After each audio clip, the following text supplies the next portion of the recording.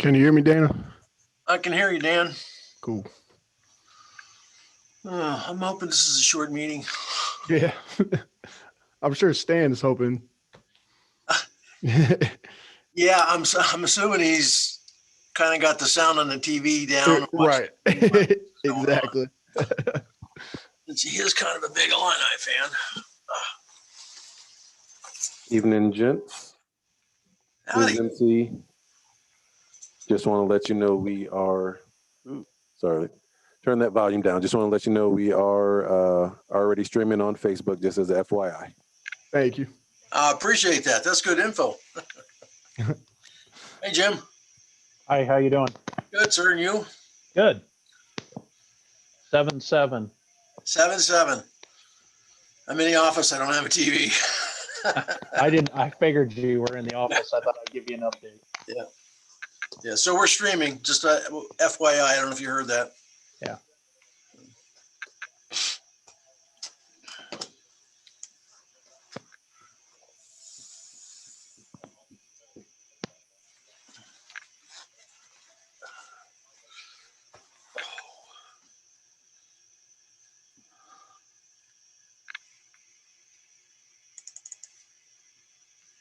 Yeah.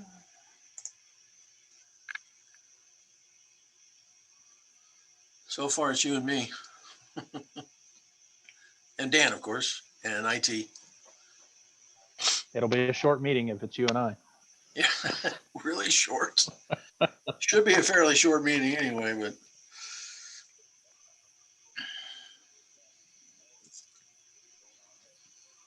Stan is supposed to be joining us.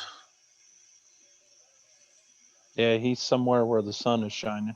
Yep, someplace.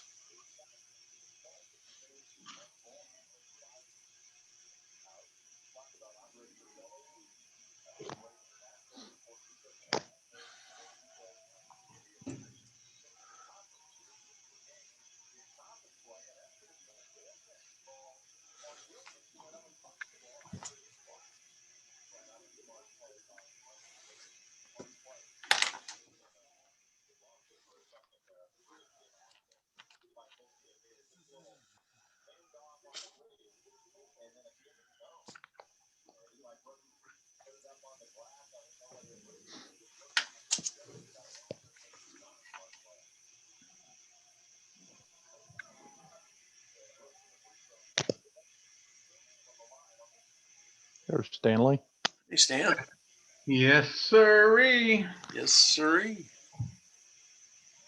It's raining like a, Hey, Steve. it's raining like a cats Yes. and dogs out here Okay. right now. No, sorry about that. No golf. No golf. Well, So yeah, golf has to give me more strokes this summer. So Not going to happen. yeah. Just so everybody knows, we're streaming, so Oh,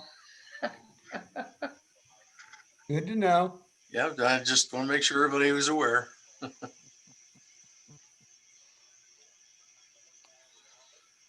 3, 4. Okay.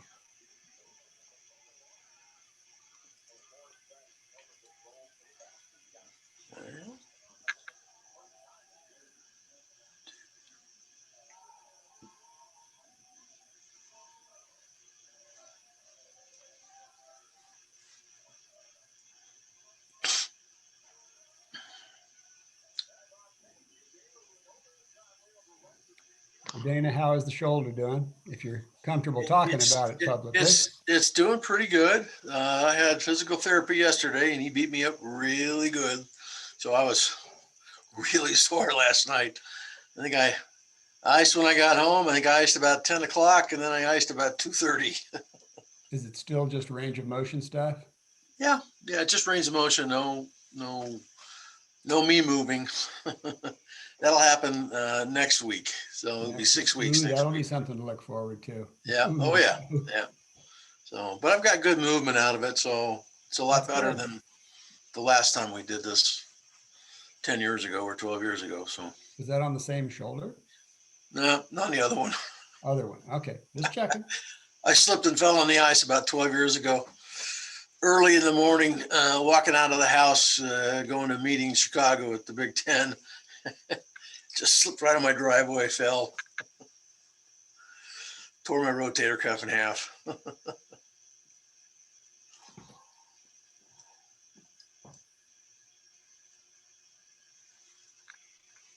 Well, Still lacking yeah, we're, at least one.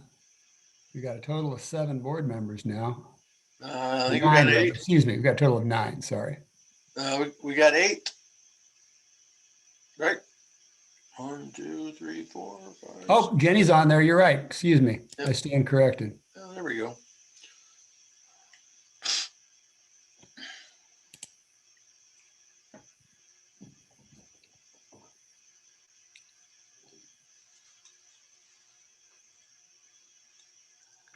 Well, they still have a minute by my watch, so. Okay.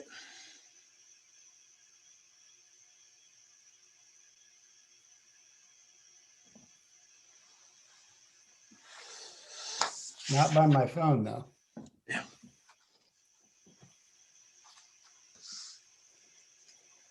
Hmm.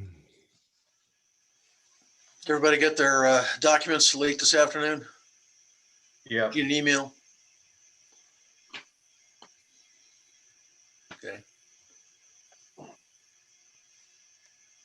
Apologize that we had to do it that way, but we had meetings yesterday and today with architects and engineers to make sure that our proposed schedules would work.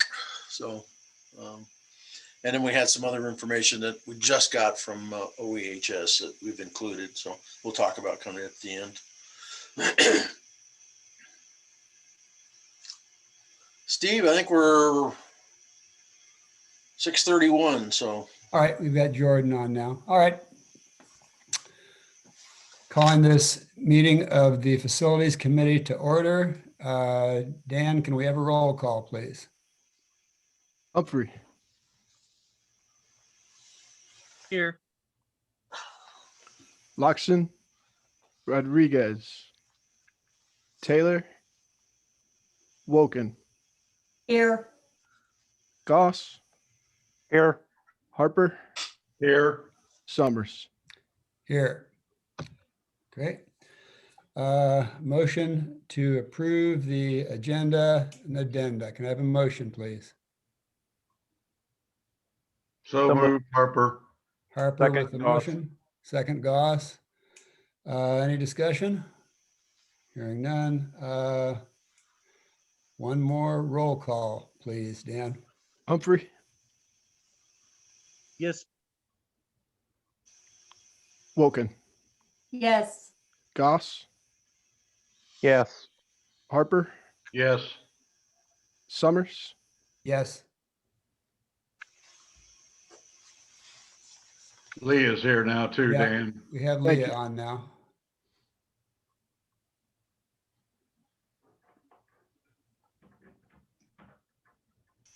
All right, well, go forward. Let the record note that Leah Taylor joined us at about 6:32. Approval of the minutes. Can I have a motion to approve the minutes, please? So moved, Taylor. Taylor has a motion. Second. Second, Goss. Thank you, Jim. Second, Jim. Any discussion? Hearing none. One more time, Dan. Humphrey, Yes. Taylor, Yes. Woken, Yes. Goss, Yes. Harper, Yes. Summers. Yes. Okay. I will Not, note, Jenny Lokshin is trying to get in. She's in the public one, but she's not, she doesn't have a proper link. okay. Let me see, we did get that. I did just join, by the way. Apologies for being a little bit late. Oh, that's fine, Emily. Let me see if I can. I don't know if I've got Jenny's phone number. Just added her. She should be showing up now as a panelist. All right, thank you so much. Thank you. Sorry about that. I was in the waiting room and the only link I had was the one from the agenda. Didn't know if there was something else I should have been clicking. Okay, all right. Thank you, Jenny. Glad you're here. I'm not seeing anybody here as just an attendee now, so I don't believe we have anybody with public participation. Does any member have any communications?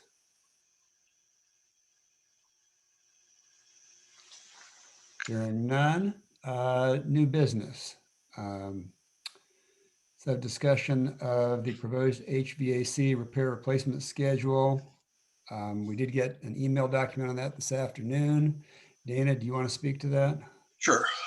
I mentioned earlier, I'll catch the folks who just joined us up to date. I do apologize for getting that out today and not including it in the agenda packet, but we had meetings scheduled yesterday and today with our architects, engineers, trying to confirm our proposed schedule that we give them. There's a little, give and take on it based upon what they think is possible with timelines, particularly as it comes to HVAC equipment.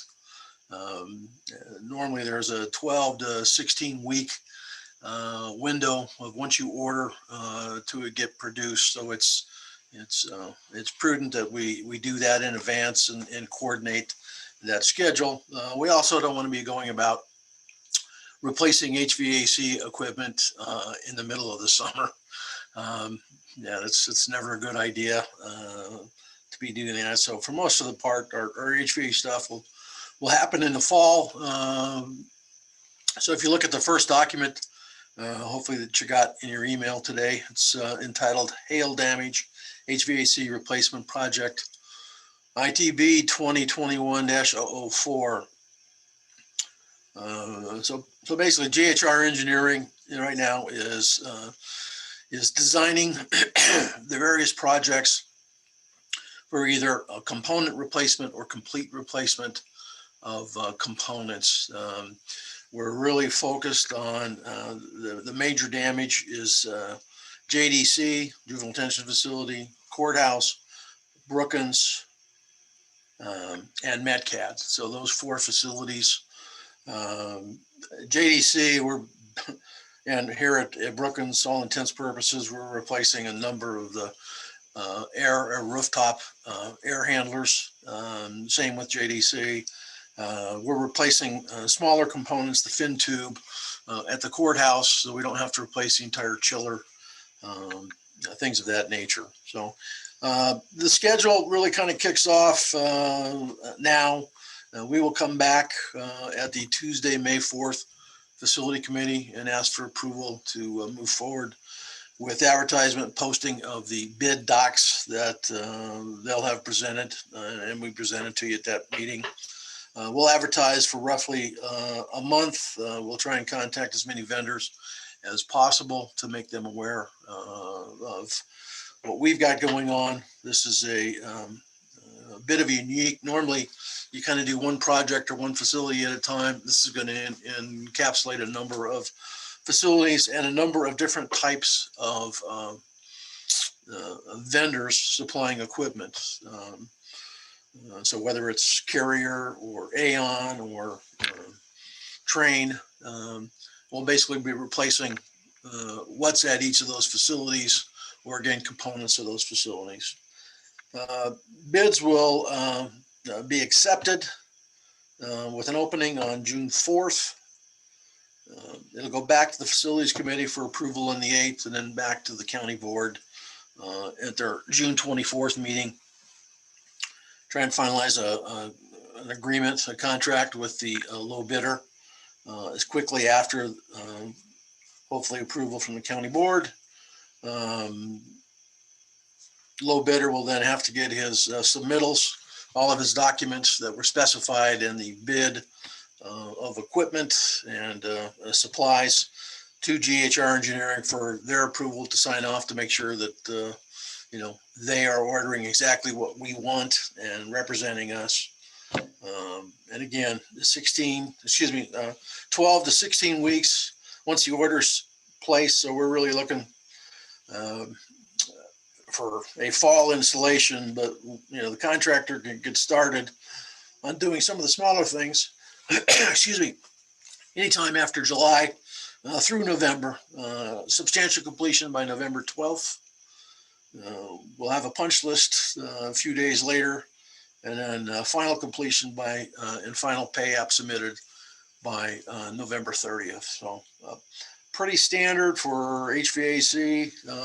This is just a complicated bid just because it really is impacting 4 different facilities. So we'll have to do a lot of work with, and we will be having I didn't cover it, but we will be having a pre-bid meeting, if you will, with various vendors just to talk about the project, what we're looking for, and let them ask any questions that they may have. So we'll do our due diligence in trying to ensure that we get a number of people to join in and bid on this work. Any questions about this? Again, this is a hail damage HVAC, so for the most part, the hail damage is being covered by insurance dollars. We have about 2/3 of the value already. The final third we'll have to apply for from insurance as we get ready to wrap up. But should be covered. What's not covered in this, which will be covered through our capital asset project or plan, is the engineering fees for this. So,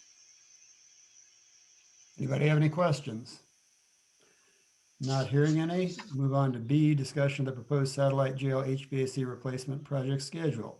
Yep. Again, satellite jail. okay, satellite jail was on your capital asset plan, and this is a really large project for us and the county. We're talking about $1.6 million approximately, serious dollars.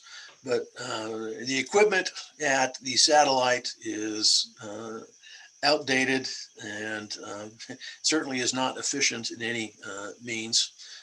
So this project will replace all existing HVAC equipment. We've got smaller rooftop units that we'll be looking to replace and add larger chillers. Will be significant savings. In fact, we've run some of the numbers preliminary. We have the potential of just with the Ameren payback or bond that's available, we'll gain back about $120,000, which actually will cover the fees from the engineer. But we'll also have savings. We have not calculated the exact savings yet. We will do that before we get the project started. There will be some savings, obviously, on a year-to-year basis for our utilities. The proposed schedule is very similar to, in fact, almost identical to the dates and the follow-through with the HVAC hail damage replacement projects. Kind of similar process. There are a number of large vendors that we think will come after this, local as well as some out of the area. We'll make sure that we'll reach out to as many people as possible to let them know about this project and this work as we get closer to advertising and posting. We'll have a list. In fact, I'll present it to you probably on the 4th of who we reached out and talked to, just so you know. We've done our due diligence and contacted a number of folks to make them aware of the document. We make it fairly easy for all the vendors. They don't have to pay for documentation and bid docs. We can email them to them. They'll be available online on our county board website. We make it as easy as possible and at no expense to get folks involved to at least take a look at the potential work that they might be bidding on. So find that is very helpful, especially for the folks who might be a little bit smaller, who might want to try and engage in some of this work. So with that, any questions, comments? Steve, I had a question. Yeah, Jim. ahead, Jim. Dana, do you think these projects are so large that they would be tough for the same vendor to bid and receive all of them? It really, Steve, Jim, it's a good question. It really depends upon, how big are the vendors. I think some of our larger HVAC contractors, mechanical contractors here in town would have no problem. Then again, I think there's some smaller folks that we've used in the past, like the mechanical firm that did the MetCat building. They were new to us. It's the first time they did work. They were awesome. They did a great job. I don't know that they can do both, and they'll just have to kind of pick and choose what they want to do. We certainly will talk to folks about that and make sure that they're not, it's up to them whether they bid. I can't make them not bid, but we certainly will talk to folks thoroughly vet their ability, if they're intent on bidding on both projects, to be able to do the work and get it accomplished in a timely manner, since obviously both of these are kind of going on at the same time. There's a lot of work at the satellite jail because of the significant changes that we're going to be doing that can be done over the summer. We're going to have to build basically a small little building on top of the satellite jail. It's to hold mechanicals. And in other areas, we'll have to, fur out and support the large chillers that are going on the roof there. But there's work that can be done. I think as the hail damage HVAC equipment, as that stuff comes in, it's pretty easy to come in and replace components and single pieces. That can kind of go on as it comes in. Satellite jail is a much bigger project. Again, so I whoever is going to go after that is going to have the resources to be able to do that. And I feel pretty comfortable that the big folks can take both things on. I'm just hoping that we can have some other folks do some of the other work. So just have to wait and see. Okay, thank you. Be good to get a good price on it. Yeah. Well, that's the key. Yeah. Any further questions on this? Hearing none, we'll go to C, discussion of proposed roof replacement projects due to hail damage. Okay, so both of these next ones are hail damage. Our biggest roofs, County Highway and Elias roof replacement. That's being handled through Reef Stack and Reed Architecture. Laid out the schedule here. They feel very comfortable with that. They have reached out to some contractors already. So we really need to get this one going and out on the street. Hence, we'd like to advertise and post bid on April 8th. It's important that we get this information out as quickly as it's ready to go. Just because we need to get on the contractor schedules. As most of you know, and I think I've talked about before, the community took significant hits on July 11th of 2020 with hail damage to roofs. We have a tremendous amount of roof contractors now residing in town who used to not be here. Most of those folks are, doing homes, so single family residences. We're looking for a little larger contractor. The Elias roof is an asphalt shingle roof. County Highway is a metal building that most, larger contractors can handle both those things, but there's some nuances with County Highway that it's a little more complicated than just replacing an asphalt shingle roof. We'll also want to make sure that we do it right. I've already talked to our architect. I want to make sure we remove. There was some discussion about leaving the existing roof, and to me, that's a no-no. That's a non-starter. We remove down to the deck to ensure that the deck's in good shape, and that we don't have any soft spots down the road by just layering asphalt shingles over, asphalt shingles that need to be replaced. So I feel really comfortable with the schedule for County Highway and Elias. Jeff Blue, in fact, I just got an email from him talking to him about color, because his color of roof was, it wasn't the standard, so it was kind of a special order. There was an additional cost.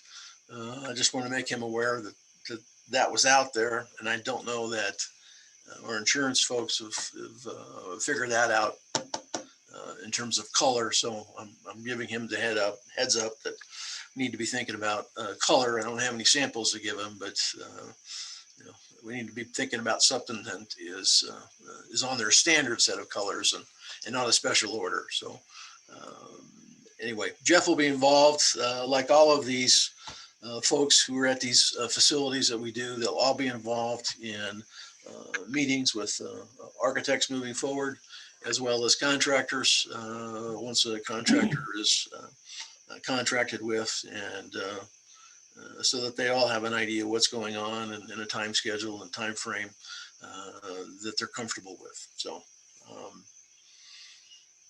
any questions about County Highway or Elias?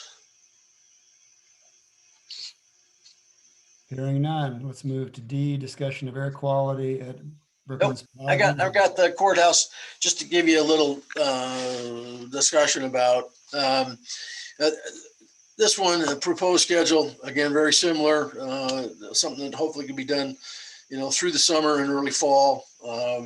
This one is a little bit more complicated because of, it's up 6 stories and 7 if you count the original courthouse building, and it's on a pretty good slant. There is a little bit of room on the outside of the original building,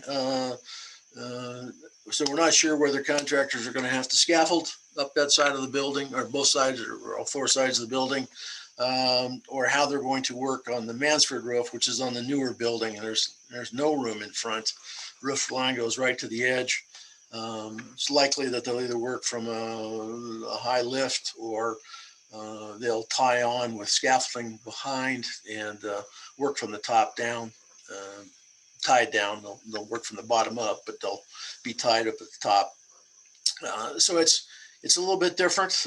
Plus, we have the historic nature of the old courthouse. So we're working with Bailey Edwards, architect, on this project. They specialize in historical buildings. They've done a tremendous amount of work for the university on some of their historic buildings on the historic register, as well as with the state over in Springfield. So while our building is, I don't believe it's been registered yet, it is up for being included on the historic registry. I prefer not to get it there until after we're done with a couple of these projects, just because it would make it easier, and frankly, potentially being on the historic registry will increase costs, which we're not in a position to be able to do at this time. So I do think that it's important that, once we do a couple of these projects at the courthouse that are upcoming, that we get the building on the registry. I think that's good for the community, but it's also the right thing to do to protect that facility. Again, this is not going to be a small contractor. This is going to be a pretty good sized contractor that will probably go after this work. Somebody who specializes in historic buildings and much taller buildings and is comfortable working at the height. So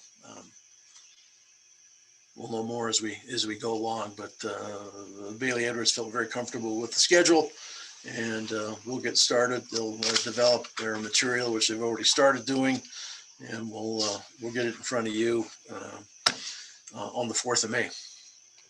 And hoping for an October completion date, correct? Yes. Okay. Yes. All right, now we'll move on to item B, discussion of air quality at Brookings Pod 100. Yes. A couple emails on that. Yeah, I know, Stephen, Stan, I think I included a couple of correspondent, just to kind of keep you in the loop. But we received a complaint recently from Regional Planning Commission. They had several employees who have complained about the air quality, or thinking that the air quality is has something to do with health. They feel different. You know, these folks are, for the most part, in regional planning, at least Monday through Thursday, are working from home, and then they're coming into the office on Fridays, and there's several of them who have headaches after they're in the office for a while. So we just want to be thorough.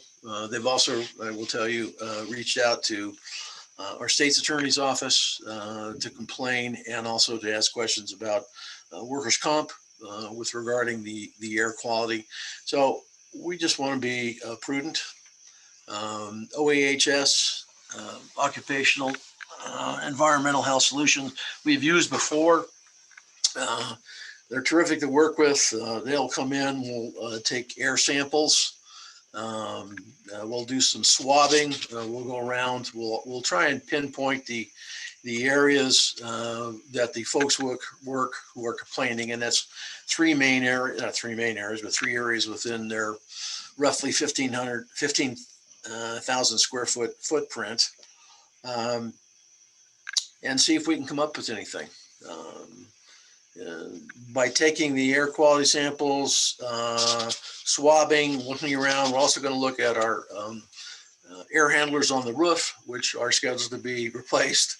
But we'll check those out. We'll take samples from each of those, just to try and determine, and to be prudent again, determine if we have anything that is causing someone. Is there mold? Is there some sort of dust? Is there some chemical? What might be there to cause anybody to have any issues? Anyway, we are hoping to get the test completed on the 8th, which is next Monday. OAHS will send the test swabs and all their material off to a lab. And in about 2 weeks, they try and grow whatever they can off of the material sent in, and they'll provide OEHS with a full lab report of their findings, and then OEHS will in turn provide us with a pretty lengthy report of their findings. If there's anything that is concluded and they do find that needs to be remediated, they'll also provide us with their thoughts on a plan to be able to do that. So they've been good to work with, but we really need to try and get to the bottom of this for our renter and partners over there in regional planning. Okay. Any questions, folks?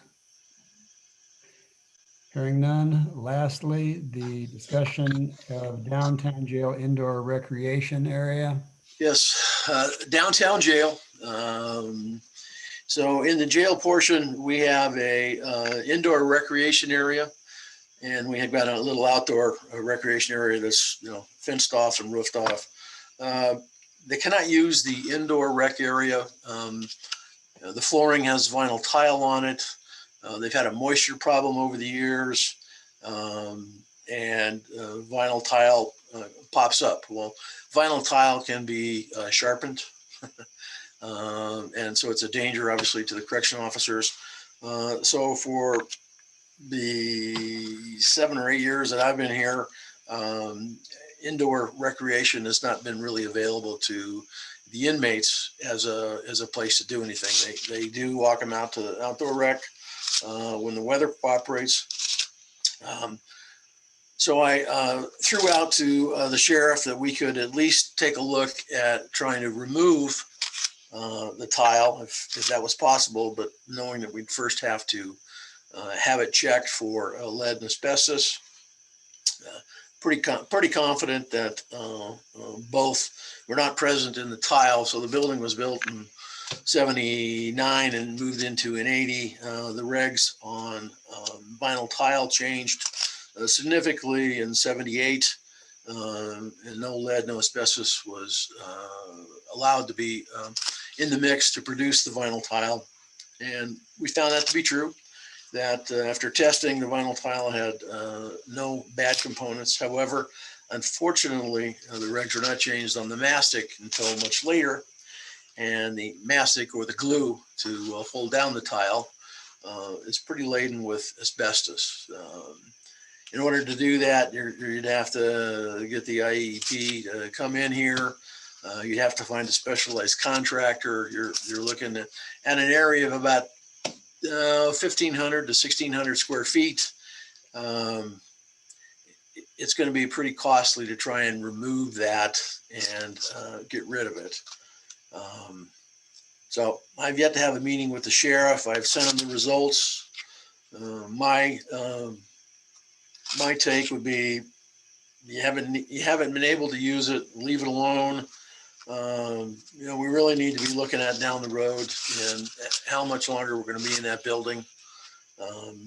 We've got mechanical issues. We've got a roof issue. That building is not going to be operational for that many more years. So this is just another kind of log to the fire to talk about and discuss. So I wanted to make sure you guys were aware of this. As we continue to discuss the downtown jail, you have this information and are aware of it. So. Okay. Anyone have any questions? So this is just the downtown jail that was tested. Yes, sir. Okay. I do. I guess how many more years do you think is in the building? How long do you think this will be in use? That is the big question. It just kind of depends what's going to break first is going to determine to some extent. If we can keep everything going, you might be able to stay in it for a couple of years. I will tell you that we need to stay in it at least another year because as we do the project at the satellite jail for HVAC, we're going to have to shut down one of the pods at a time. Now, we're going to try and do that work as I laid out during the fall, not in the hot seasons, but in the cooler months. But also our numbers that the sheriff has is reduced usually during the fall versus the summer is kind of his peaks. So when shutting down a pod at a time, he'll have to balance who's in, where they can move people, can they move them, who can they move over to the downtown to try and be able to, provide us with an area because we're going to have to shut down as we take out half of the equipment at a time. We'll have to shut down a pod at a time. So I can't answer the question. I'm hoping at least 2 years. But there are, and the sheriff, I think, spoke about this in January. He's got 3 or 4 potential lawsuits out there already that folks, that inmates have thrown on him. He's had a couple officers jumped. At the downtown, there are a number of blind spots within the facility. Not to mention, we've got the roof stopped leaking right now, but it's not getting any younger, and there'll be another leak that'll show up somewhere here soon. So it's the roof itself is should have been replaced probably about 10 years ago, 15 years ago. So it's got a lot of age on it. Jenny, as the COVID situation changes, if we're able to actually have tours of the facilities, you'll get a pretty clear picture once you tour that downtown jail as far as the shortcomings. And it's truly a complicated question. This is something that we've pushed down the road with facilities. We had a conversation about it last year before COVID and had committee discussions. I have no doubt that we'll have continued committee discussions probably within this next 12 months, I would guess. Yeah. But you get a tour going, you'll see precisely what Dana's talking about. Yeah, I've definitely seen the photos from other tours of the buildings, and I just, as somebody who's jumping in new to facilities this month, I guess I'm trying to catch up on some of these things. Yeah, good questions. The photos do not do it justice, I will almost guarantee you. Yeah. But That's exactly what I was going to say, Steve, Jenny. Yeah, when you new members get a chance to visit, please take the tour because we're one major lawsuit away from having real problems. I will gladly go on. Probably it would be probably my third tour of the downtown jail with folks when we get that organized. So. Okay, I have no other business. Do not have a report. So I'm going to go ahead and adjourn. I know Stan probably has his clock running to determine how quickly this meeting's gone, particularly tonight with everything that are on television. I have the volume turned down, but yeah, we're ahead 33-22 at halftime. Thank you so much, Stan, because I'm in isolation here with my cat. That's about it. Well, I did have one question for you, Steve and Dana. Sure. On mileage, I'm up to 1,439 miles to attend this meeting. Can I turn that in? I would say you can give that a shot if you'd like. Yeah. I have one question, actually. I apologize for missing the approval of the agenda, but I noticed that my last name was misspelled again. I'm not sure if I'm sorry. again, but I just wanted to. Okay, we'll take care. I apologize. I apologize for that, Miss Rodriguez. I'll get that fixed. It happens. It's all right. And Miss Lakshan, did you not receive the email to join with just the committee members this afternoon? No, I did not. Oh, Okay, I'll get a hold of you and figure out what is transposed in your email then. That sounds good. Thank you. Yep, you're welcome. sorry for that, Jenny. Okay. All right. Well, thank you everybody for attending, and everybody stay safe. I will see you folks remotely next week. All right, see you, everybody. All right. Thanks, everybody. Appreciate it.